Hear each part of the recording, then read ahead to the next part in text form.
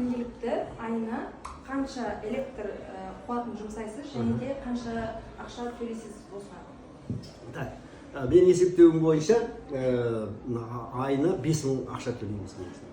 Ол 5000 электричество қайда кетеді деген кезде, жаңағы морозильник бар, холодильник бар, кондиционер бар, телевизор бар, тағы свет бар, басқасы бар. Сонымен былай айтқан кезде орта есеппен 128 киловатт мысалға біз айына жұмсайды екенбіз. Ал енді онда қалалық жағдайда қазір 1 киловаттың 28 теңге. Осыған байланысты шығады. Енді жалпы пәтер ақысы айына бізде 20 мың шығады.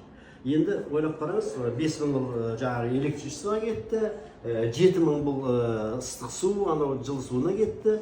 Одан кейін ар жағы жаңағы мусор шығаратын бар 3-4 мың. Одан кейін бар газ бар бізде, ол 1000 теңге болады. Одан кейін бар жаңағы домофон бар, ол 1000 теңге. Подъезд жуатын бар, ол 1500 теңге. Соңын видео жүргізеді, ол где-то не, и безендіру деген жұмысы бар, олар 2000-3000. Сонымен басқан кезде коммуналдық шаруашылыққа біз ай сайын осы 20 мыңды жіберіп отырамыз. Сіздің ойыңызша бұл қымбат па? Ол өте төмен. Енді мен сіздерге айтып кетейін, мысалы қала бойынша түрлі ЖК-лар бар. Жаңағы жилищный комплекс дейді.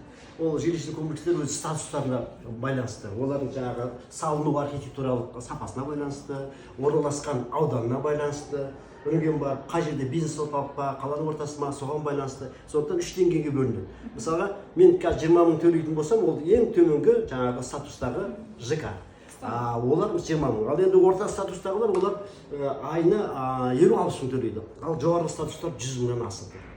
Білдің ба? Мен осындай жағдай қазір. Қаланың қай ауданда орналасқан ЖК осыған байланысты. Сіз электр энергиясын қаншалықты жиі қолданасыз? Мен электр энергияның жаңағы үйдегі маған бәрі ұқсат. Неге десең, өшір, ойбай электр энергия кетіп жатыр, өшір деп жүретін мен. Сондықтан өте үнемдейміз біз. Енді холодильникпен енді морозильникпен үнемдей алмайсың ғой. Жаңағы күнге қарап отырмайсың ғой, ол электричествомен жұмыс істейді. Тағы да. Сіздің ойыңызша қазіргі таңда таза электр энергиясы ретінде қайсысы тиімдірек? Мен бұлай айтайын, жалпы біздің Қазақстанда 2017 жылы Экспо 17 өтті. Оның негізгі тақырыбы жаңағы жасанды табиғи балама энергияны пайдалану деген. Соның ішінде не кіреді ол? Жел энергиясы, күн, су электр энергиясы. Соның ішінде қазіргі кезде бізге ыңғайлысы, өте тиімдісі бұл бізге күн панельдерін орнату. Бірақ әрине ол ауқымды территорияны алады. Мысалға айтайық 40 гектар, 50 гектар, 100 гектар. Бірақ мүмкіндігінше ол мысалға мұнай қалдықтарын мазут дейді ғой, мазутпен жанатын қарағанда, көмірмен жанатын қараған кезде экологияны таза ұстауға мүмкіндік туғызады. Сондықтан күн. Ал болмаса әрине қаржы болатын болса, жел жаңағы генераторлар қойғанда өте тиімді. Ал енді су электр станциясы әрине бізде бар, оның біз пайдасын көріп отырмыз. Қазіргі Мойнақ шарында тұрған Мойнақ су электр станциясы қосылғанына 10 жылдай уақыт болды. Алматының 4-1% сол Мойнақ су электр станциясы қамтамасыз етуде. Бүгінгі таңда, қазіргі таңда сіз айына свет пен суға, жарыққа қанша теңге төлейсіз?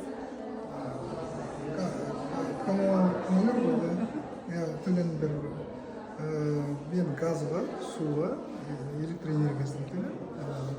Суға айына 7-8 мың. Электр энергиясы 10-12 мың.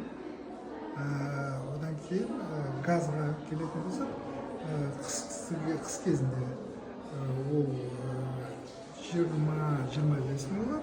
Ал жаздың қарай 5 мың. Немесе 2000 теңгені айналады.